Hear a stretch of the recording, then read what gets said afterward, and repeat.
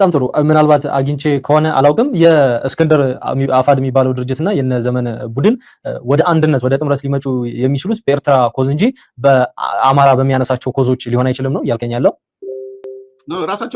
ራሳቸው እነዘመነም ፎርጌት አባውት እነ እስክንድርን ተዋቸው እነሱ ድርጅት ናቸው። አሁን እነ እስክንድርና እነዘመነ አንድ ላይ ይመጣሉ ወይ? ሌላ ጥያቄ ነው። እኔ እያነሳሁልህ ያለሁት ግን እነዘመነም አንድ አይሆኑ ነው እያልኩ ያለሁት። እነዘመነ ራሳቸው 4 ድርጅት ናቸው ወይ 5 ናቸው። እነዘመነን የሚደግፍ ጎንደር እኮ አለ፣ እነ ሀብቴ ምናምን ይሏቸው፣ ወሎ አለ፣ ሸዋ አለ። እነሱ እንኳን ወደ አንድ የመምጣት እድላቸው ጠባብ ነው እያልኩ ያለሁት። ፎርጌት አባውት ከነ እስክንድር ጋር አንድ ይመጣሉ አይመጣም አይደለም እያነሳሁልህ ያለሁት። ስሩ እነዘመነ ቡድን ውስጥም ምሬ ወዳጆ፣ ዘመነ፣ ሀብቴ ምናምን ብለህ እኔ ብዙ ስማቸው አያዝልኝም። እነሱን ኔትወርክ አድርገህ እንኳን ወደ ድርጅት የመምጣት እድላቸው ጠባብ ነው። ዛት ሷ የዘመቻ አንድነት የከፈቱት በነገር የዘመቻ አንድነት ኦብጀክቲቭ አዲስ አበባን መግባት ወይ ባህር ዳር መቆጣጠር አይደለም። የዘመቻ አንድነት ኦብጀክቲቭ ድርጅት የፈጠረውን አፋድን ማጥፋት ነው። ቢኮዝ አፋድ ወይም የነ እስክንድር ድርጅት ጎንደር፣ ወሎ፣ ሸዋ ምናምን ብሎ ኦርጋናይዝ ሆኗል። ከዚህ ከአውራጃዊነት ወጥቷል። ከአማራ ብሔርተኝነት አስኳሉ ሳይፈጠር ወጣ። ሲወጣ ኢሚዲየትሊ አታክ አደረጉት። እነሱ ደግሞ እነ እስክንድር ወጥተው መነሻችን ነው እንጂ አማራ መድረሻችን ኢትዮጵያ ነው ስላሉ የአማራ ብሔርተኝነት አይደለም ማዕቀፋቸው ከሞላ ጎደል። ስለዚህ ምንድነው ባጭሩ ሶሪ ካወሳሰብኩት ላሳጥረውና አንደኛ ትልቁ ችግር ያለው የነዘመነ ቡድንም ወደ አንድ መምጣት አይችልም ነው እያልኩ ያለሁት። ጎንደር፣ ጎጃም፣ ወሎ፣ ሸዋ ያለው የነዘመነ ቡድን መምጣት አይችልም። ለምን? ቁጥር 1 አውራጃዊነት ስላለ። እነዘመነም አውራጃዊነት፣ ጎንደሩም አውራጃዊነት፣ ወሎም ሸዋው። በዋናነት ግን ፓወር ኮንፍሊክት ያለው በጎንደሩና በጎጃሙ መካከል ነው። ይሄ አንደኛ ነው። ሁለተኛ የአማራ ብሔርተኝነት ዴፊኒሽን ላይ የአማራ ብሔርተኝነትን እንደ እንቁላል ብንወስደው የእንቁላሉ አስኳል ማን ይሁን የሚለው ላይም አልተግባቡም። እነዘመነ የአማራ ብሔርተኝነት እንቁላል ላይ አስኳሉ መሆን ያለበት ጎጃም ነው ብለው ነው እየሰሩ ያሉት። ጎንደሮቹ ደግሞ የቆየ ነው፣ ስለዚህ አስኳሉ ጎንደር ነው መሆን ያለበት ብለው ነው የሚሰሩት። ሸዋና ወሎ ተለጣፊ ሊሆን ይችላል ከማየው ነገር ተነስቼ። ስለዚህ ራሱ በዚህ በአማራ ብሔርተኝነት ውስጥም አልተስማሙም፣ በአውራጃዊነት ውስጥም አልተስማሙም። አሁን ምንድነው ሊያስማማቸው የሚችለው? እነዘመነንም የአማራን ኮዝ ይተውና ቢኮዝ ስላላስማማቸው የሌላ ኤክስተርናል ኮዝ ይዘው ይመጣሉ። ያ ኤክስተርናል ኮዝ የኤርትራ ኮዝ ነው። የኤርትራ ኮዝ ማጣበቂያ ማስትሽ ይሆናቸዋል ማለት ነው። እንደ ማስትሽ እንደ ግሉ ነው የሚያገለግላቸው። እነዘመነም ቢሆን ሊጣመሩ የሚችሉት በኤርትራ ኮዝ ነው ሊጣመሩ የሚችሉት የአማራ ኮዝን ድሮፕ አድርገው ማለት ነው። ስለነዘመነን ያወራሁት ከነ እስክንድር ጋር ከጠየቀኝ ይመጣለሁ። ሪሊ ከነ እስክንድር እስከ አንድ መሆን ይችላሉ ቢሆን እሱንም አያይዘህ ብታነሳልኝ ደስ ይለኛል። ከነ እስክንድር ባጭሩ አንሳልኝ። ከነ እስክንድር ቡድን ጋር አንድ ሊሆኑ የሚችሉበት እድል አለ ወይ የሚለውን ነገርም አንሳው እስቲ። እድል የለም። እድል የሌለው ምንድነው? አንደኛ ፓወር ብያለሁ። ሁለተኛ እነ እስክንድር አማራ ብሔርተኝነትን እንደ ኢንስትሩመንት ነው የሚጠቀሙት። መዳረሻቸው ኢትዮጵያዊ ማንነት የምንበለው ኢትዮጵያዊ ብሔርተኝነት የምንበለው መዳረሻቸው እሱ ነው። በኢትዮጵያ አገራዊ ማንነት ላይ ጥያቄ የላቸው እነ እስክንድር። ምናልባት ቅድም እንዳልኩ የኢትዮጵያ የምትባለውንም እንደ እንቁላል ካሰብካት አስኳሉ አማራ ይሁን እንደሚሉ ጠረጥራለሁ። ስለ ኢትዮጵያ ማውራት ሲጀምሩ አስኳሉ አማራ መሆን አለበት የሚሉ ይመስለኛል።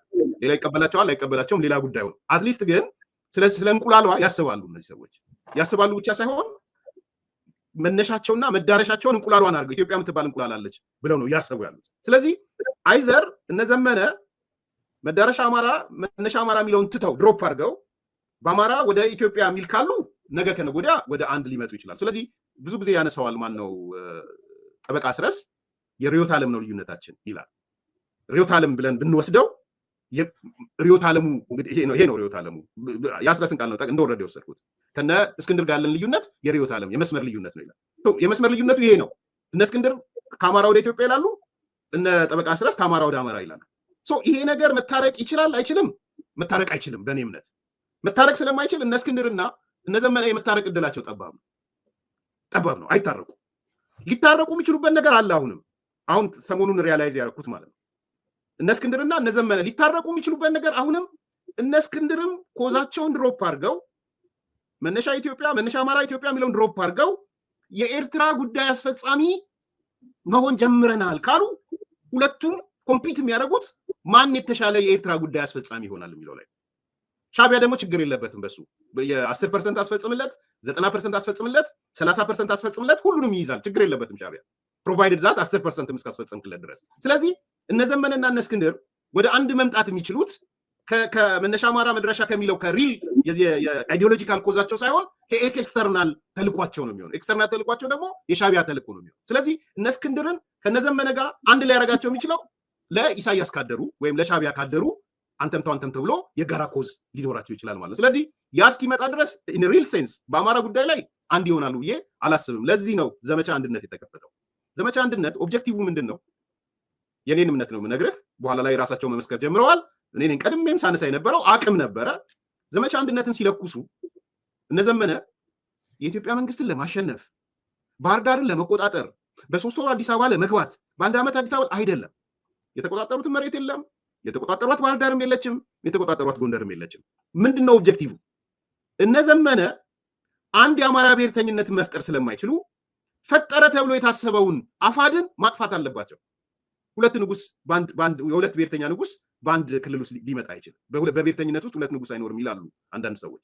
ትክክል ይመስለኛል። ስለዚህ የዘመቻ አንድነት ኦብጀክቲቭ እነዘመነን እነ እስክንድርን ማጥፋት ነው።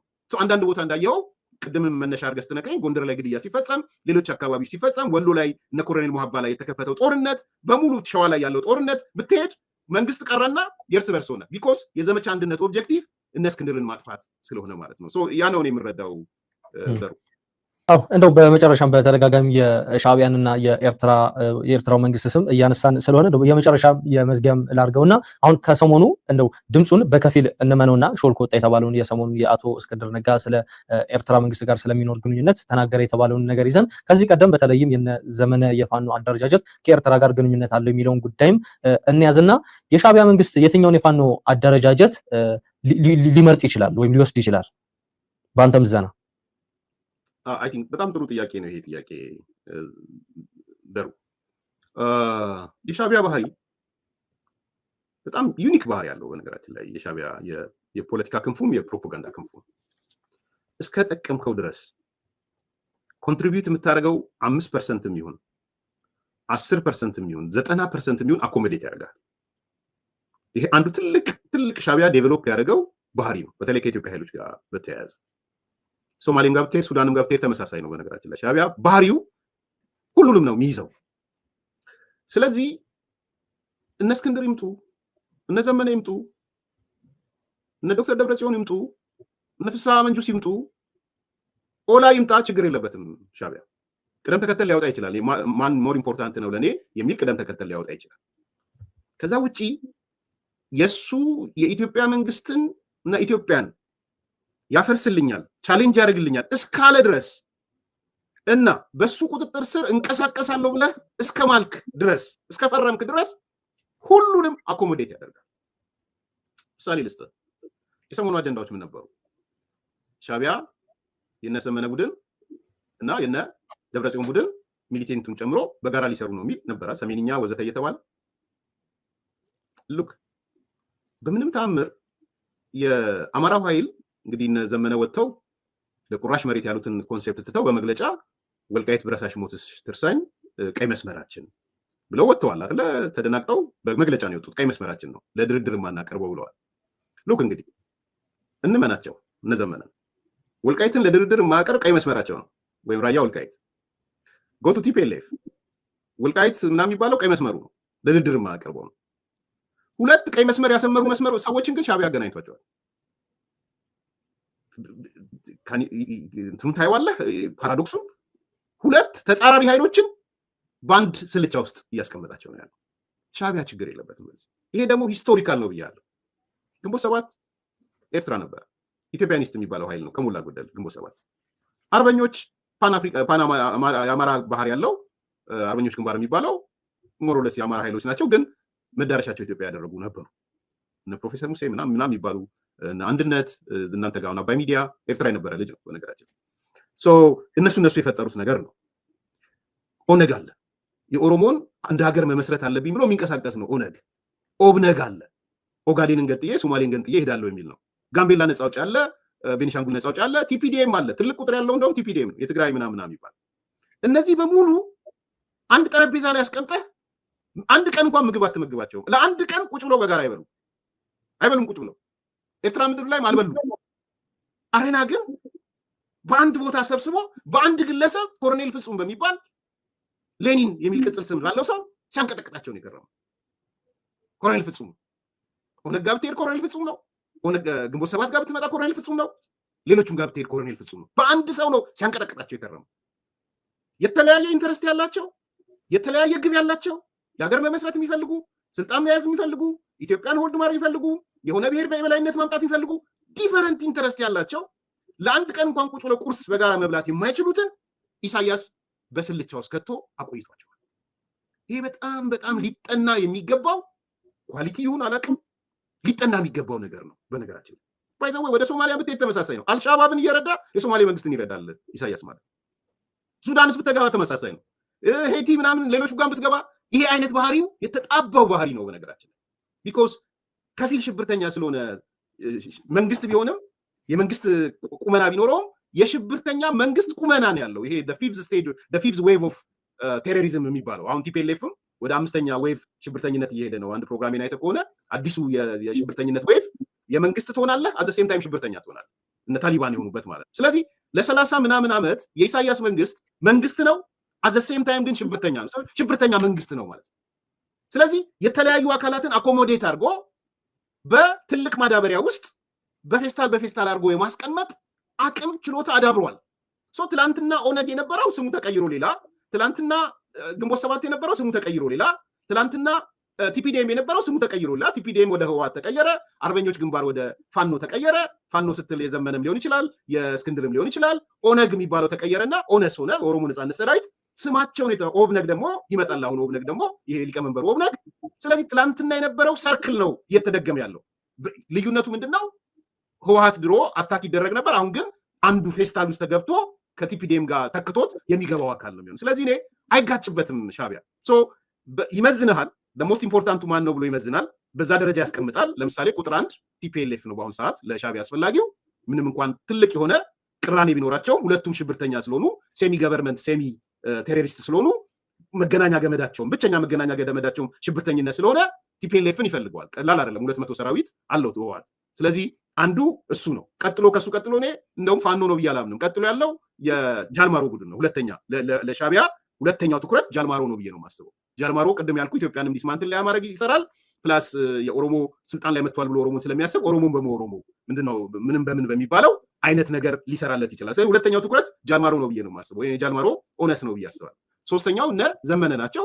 አራተኛው እነ እስክንድር ናቸው። ስለዚህ ሻዕቢያ አይጋጭበትም። አረዘምኩብህ ዘሩ። ሻዕቢያ በምንም ተአምር አይጋጭበትም። እነዚህን ሰዎች አኮሞዴት ለማድረግ አይጋጭበትም። ሌቭል ግን ሊኖረው ይችላል። ለማትኩረት ቀጥሎ ለማን በሚለው ማለት ነው። እንግዲህ ከዚህ ቀደም በኢትዮጵያ በነበሩ የትጥቅ ግጭቶች በተለይም በኢህአዴግ ጊዜ በነበሩ መሰረታቸውን ኤርትራ አድርገው የሚንቀሳቀሱ ድርጅቶች የተለያየ ቅራኔ ውስጥ የሚገኙ ኃይሎች ነበሩ። ይሁንና ግን በየራሱን በቻለ ቦክስ ውስጥ ተቀምጦ እንግዲህ በሻዕቢያ ታዛ ስር ያደሩ እንደነበር የምናስታውሰው ነው። የአማራ ክልሉን ግጭት አስመልክቶ እንግዲህ ከአፈጣጠሩ አንስተን ከፋኖ አፈጣጠር እንደዚሁም ደግሞ ከክልሉ ቀውስ አፈጣጠር አንጻር ገምግመነዋል። እንደዚሁም ደግሞ አሁን ደግሞ የፋኖ ኃይሎች እየሄዱበት ያለው ነገር ወዴት እያመራ ነው እያጠቃለልከው ስለሆነ 1-2-3 ነጥብ ላንሳ። አንደኛ ጥሩ የአማራ ኃይሎች ቆም ብለው ያስቡ። ይሄ የኢትዮጵያ የድርድር መድረክ አያምልጣቸው። እኔ ለእነ እስክንድርም ለእነ ዘመነም ያለኝ መልእክት ድርድር፣ ውይይት፣ ንግግር ነው። የኢትዮጵያ መንግስታቸው ነው። ሊጥሉት ካሰቡም በሚጥሉበት መንገድ ከሻዕቢያ ጋር በመደራጀት ከግብፅ ጋር በመደራጀት አይደለም ይጥሉት። በተለይ ሰላማዊ ህዝባዊ ትግል ማድረግ ይቻላል። ሌሎች አማራጮች ማድረግ ይቻላል። አሁን እኔ ከሻዕቢያ ጋር በመጣበቅ የአማራን ኮዝ ነው እንጂ ድሮፕ የሚያደርጉት የተሻለ እድል አያገኙም። ከሻዕቢያ ጋር ሆኖ የተሳካለት አካል የለም። ከሻዕቢያ ጋር ሆኖ አሁን መዘርዘር ትችላለህ የትኛው ነው የተሳካለት ብለህ እና እኔ ቆም ብለው ምክክር ኮሚሽኑንም ከኢትዮጵያ መንግስትም ከውጭ አካላት ድርድር እንትን ያሉትም አይናቸውን ሳያሹ በተለይ እንደ አፋድ ያለው ድርጅት ኦልሬዲ ድርጅት ሲመሰረት ንግግር አሁን ሰሞኑን አንድ ድምፅ ወጥቶ የእስክንድር ትላንትና ማታ ሰማ ነበር። ትክክል ነው ትክክል አይደለም ስለማላውቅ በጣም ከባድ ስለሆነ እንጂ እንደራደር የሚል ክርክር ሲያደርገው ያለው አይ ቲንክ እሱን ከፍቶ በደንብ መነጋገር ነው የሚሻል ይመስለው። እንደው ከመዝጋት በፊት ማጠቃለያ ብትለኝ ይሄ ክልል እየፈረሰ ነው፣ አማራ ክልል እየፈረሰ ነው። ዘሩ አያገኙትም። ከፈረሰ በኋላ ተበጣጥሶ በትንሹ ወደ 4 ቦታ ነው የሚበጣጠሰው። ማህበረሰባዊ ቅራኔ እየተወለደ ነው። በጎጃም በጎንደር በምናምን አካባቢ አሁን የኤሊቱ ቀርቶ ወደ ማህበረሰብም እየገባ ነው። ይሄ ቅራኔ ደግሞ አንዱ ትምህርት ቤት ይሄዳል፣ አንደኛው ትምህርት ቤት አይሄድም። አንደኛው ጋር ልማት አለ፣ አንደኛው ጋር የለም። አንደኛው ከብልጽግና ጋር ቅርብ ነው፣ አንደኛው አይደለም። እየሄደ ማህበረሰባዊ ቅራኔም ነው እየወለደ የሚሄደው። ይሄ ከሆነ ደግሞ ክልሉ ይበተናል። አይደለም ወደ አንድ መምጣት ወደ 4 ቦታ በትንሹ ሊሰነጠቅ የሚችልበት እድል አለ። ትምህርት ቤት የለም። እየተፈጠረ ያለው መሀይም ነው እየተፈጠረ ያለው 3 ዓመት 4 ዓመት በህይወት ላይ ከልጆች ላይ ስትቀንስ ትውልድ ነው የምትገለው። ባይዘው አሁን ነው የአማራ ክልል እንደ ህዝብ የህልውና አደጋ ውስጥ ወደቀው አሁን ነው። ስለዚህ ይሄን ነገር ቆም ብሎ ማሰብ 3-4 ዓመት ተማሪዎች አልሄዱም ማለት ምን ማለት ነው? ለርኒንግ ታውቃለህ ዘሩ የ10 ዓመት ሆነ የምትማረው የመቀበል አቅምህና 16 ዓመት ሆነ የመቀበል አቅምህ አንድ አይደለም። አሜሪካን ሀገር ብትመጣ በእድሜ ነው ክላስ የሚመድቡ። ዝም ብለህ ብትመጣ ከኢትዮጵያ ትምህርት እንኳን ባትማር እድሜን ጠይቀው 12 ነው እድሜ ብትል ሂድና 3ኛ ክፍል ግባ ነው የሚሉ። ከሀው ጀምር ከኤቢሲዲ ጀምር አይሉ። ለምንድን ነው እሱ? እድሜ ማተር ያደርጋል። ከትምህርት ጋር እድሜ ይተሳሰራል። ሳይኮሎጂ የተማራችሁ ሰዎች አላችሁ፣ ኤዱኬሽናል ሳይኮሎጂ ወሰዳችሁ አላችሁ። የትኛው ጋር ነው የሚያድገው የሚል እና ይሄ ሁሉ የህልውና አደጋ ክልሉ ላይ የመጣ ስለሆነ ይሄ ህልውና አደጋ በጦርነት እንደማይፈታ የ2 ዓመት አይታችሁታል። ስለዚህ ቆም ብሎ ማሰቢያ ሰዓት ነው። ህዝቡ ሰልችቶታል። እውነት ለመናገር ነው ያለኝ መረጃ በጣም ህዝቡ ተሰላችቷል። መስማት አይፈልግም አሁን። ስለዚህ ሰልችቶ ከሚተፋችሁ በክብር በድርድር በውይይት በንግግር ብትገቡ ነው የሚሻለው። የመንግስት አካላትም ጊዜያዊ ድል ጊዜያዊ ምናምን አይጠቅምም። ከምር ከልብ ድርድር የሚደረግበትን ኢንቫይሮንመንት ፍጠሩ። ከዛ በኋላ ወደ ምክክር ኮሚሽኑ የምትሄዱ ከሆነም ወደ ምክክር ኮሚሽን ሂዱ። የትግራይ ሶሪ አረዘምኩ። አሁንም ትግራይ ላይ ብልጠታ ያለው የትግራይ ሊቃን ጋር ብልጠታ ያለው የትግራይ ብሔርተኞች ጋር ብልጠታ ያለው በዚህ በኩል ከመንግስት ጋር በፕሪቶሪያ ስምምነት በምናምን ይሉዋል። እሱም ብቻ አይደለም የሚሉ ዘሩ የሚሉ ምን እንደሆነ ታውቃለህ? በምንም ተአምር የትግራይ ምድር ላይ ጦርነት መምጣት የለበትም ይሉዋል። እነዚሁ የትግራይ ብሔርተኞች ሚዲያ ይዘው ካሊፎርኒያ ዲሲ ተቀምጠው ግን ፋኖ በርታ፣ ፋኖ ጀግና፣ የትግራይ ልጆች ወጣቶች ሂዱና ፋኖን ተቀላቀሉ፣ ሂዱና ምን እያሉ ነው? አማራ ክልል ሂዱና አውድሟት እያሏቸው ነው ያሉት። በሞኝ ደጃፍ ሞፈር ይቆረጣል ማለት ይሄ ነው። ሞፈር እየተቆረጠላችሁ ነው ያለው። ይሄን ነገር ካልገባችሁ ቆም ብላችሁ አስቡ። የትግራይ ብሔርተኛ ወዶ አይደለም አንተን ቋያ እንድትሆን የእሳት ቋያ እንዲነድባት የአማራ ክልል እየሰበከ ያለው የኛ ጀግና እያለ እየሰበከ ያለው ኦብጀክቲቭ አለው። የአማራ ክልል ከደቀቀ በቀላሉ አላማው ማሳካት ይችላል። ሃው ካን ኢት ቢ ሲንጨረጨር የነበረ አካል የትግራይ ብሔርተኛ ሆኖ ሚዲያ ይዞ ደብረጽዮን ጋር ሆኖ ዛሬ ፋኖ ጀግና ሲል እንዴ ቆም አታስብም እንዴ? ሞኝ ባገኝ የምትሆነው ምንድነው? የሞኝ ባገኝነት ምንድነው? ይሄን ክልልን ኮን እያወደመ ያለው ለምንድነው? ትግራይ ክልል ላይ ጦርነት ይምጣ ያላለው? እስቲ ኑና ሞክሩ። ለምን ትግራይ ክልል አይልም ይላል? ፕሪቶሪያ ስምምነት ይጠበቅ። በምንም ታምር ትግራይ ላይ ጦርነት መምጣት የለበትም። ተስማሙ። ያንን ነው እያሉ ያሉት። ታዲያ ምን ነው ሞኝ ባገኘው ናችሁ የአማራ ክልል ሰዎች? ምን ነው ሞኝ ባገኘው ናችሁ የአማራ ሊቃን? ምን ነው ሞኝ ባገኘው ናችሁ የአማራ ታጣቂዎች? ቆም ብሎ ማሰቢያ ነው። አማራ ክልልን በጦርነት በማውደም የሚመጣ ሲንግል ለውጥ የለም። 4 ቦታ ነው የምትሰነጣጠቁት። ምንድን ነው የሚሉት? ሁሉንም ታገኛለህ፣ በመጨረሻም ሁሉን ታጣለህ የሚለው ኮንሴፕት እናንተ ጋር ነው አፕላይ የሚሆነው። እንደው መልእክት ላስተላልፍ ብዬ ነው። በጣም ጥሩ።